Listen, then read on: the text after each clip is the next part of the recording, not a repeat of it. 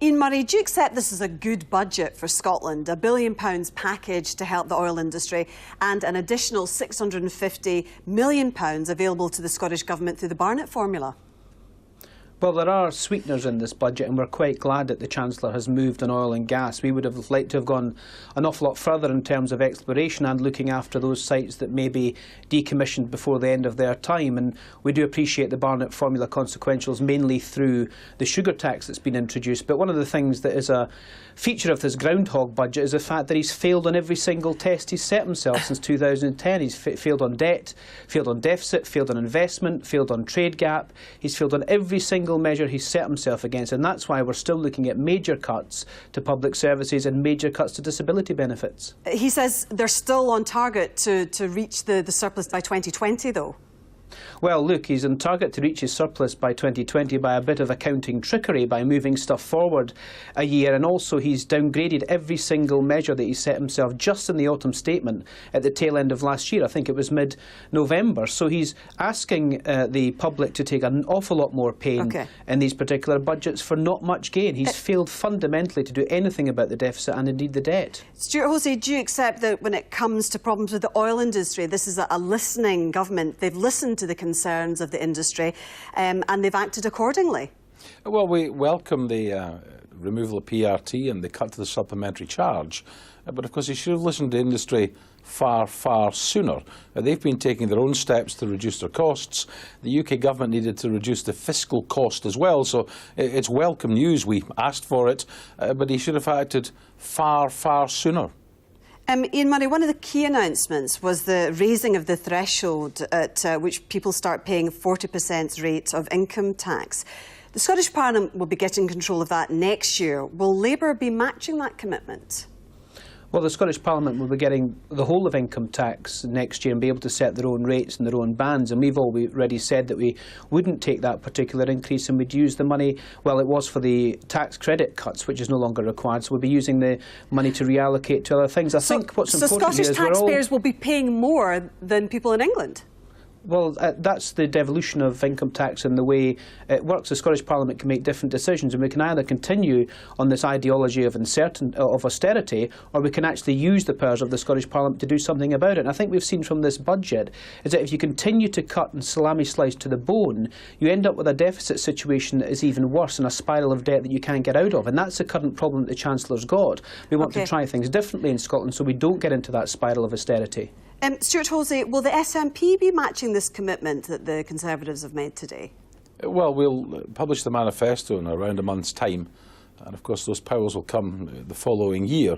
So what we've said is that the entire income tax system, where we've got control, will be fair. It will but will you be matching this commitment that the Conservatives have made? Hold on, let me just finish the answer. The income tax rates are different in every country in the world, so there's no requirement to do exactly as they do in England, particularly when the whole economic basis upon which they're doing it has failed. So I think the key point to make about the increase in the 40p threshold is this. We think it's completely wrong to give an above inflation rise in that threshold, many times the rate of inflation, while at the same time cutting billions of aid from disabled people. That's more like the return of the nasty party from George Osborne rather than any serious economic policy.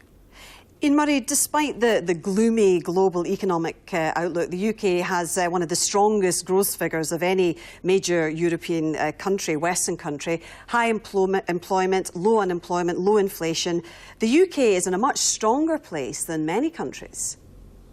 But should have been in a much stronger place. We were promised the deficit would be eradicated by 2015. And if you dig down into the Treasury Red Book, which is the Bible of the current budget, you will see that although unemployment has dropped, income tax take from those people is £44 billion less than was predicted. Now, that says to me that it's underemployment, that says to me it's a part-time employment, and that says to me that people aren't being paid properly for the job that they do. So there's a whole load of underlying figures here that have been hidden in this budget. Of course, the Chancellor won't say that at the dispatch box, and it's the old adage with a budget, the more that the backbenchers of the Tory party cheer a Chancellor's budget, a Tory Chancellor's budget, the quicker it unravels. And I think we'll see in the next few days that those kind of things will unravel.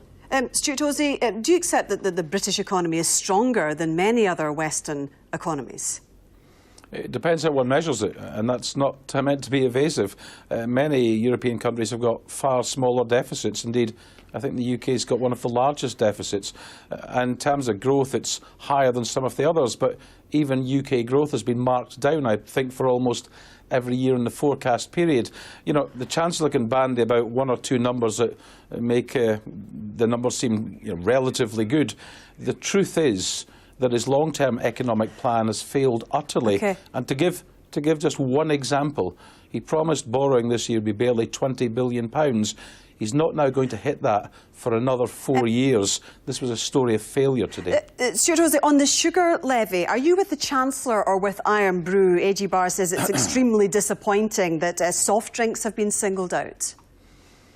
Well, I think I'd give it a guarded welcome. If it has the potential to have good public health outcomes, then I think we welcome it. And the thing I would say about it is the Chancellor announced 2 years before it's implemented to allow businesses to do what they need to do in order to work around it or work with it to reduce sugar content. So let's wait and see what the small print looks like about how this will be implemented. But if it has good public health outcomes, then yes, a guarded welcome. Ian Murray, the Chancellor or Iron Brew?